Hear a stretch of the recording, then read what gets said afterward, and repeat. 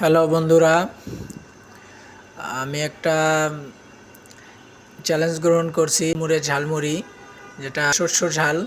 এটা 2 মিনিটে খাওয়া সম্পন্ন করব বলে চ্যালেঞ্জ গ্রহণ করছি। দেখা যাক আমি পারি কি না। তো বন্ধুরা দেখতে থাকুন এবং এনজয় করতে থাকুন। Okay, let's go. তো বন্ধুরা দেখতেই পাচ্ছেন আমি অতি দ্রুততার সঙ্গে খাওয়ার চেষ্টা করছি। এটা খুবই ঝাল।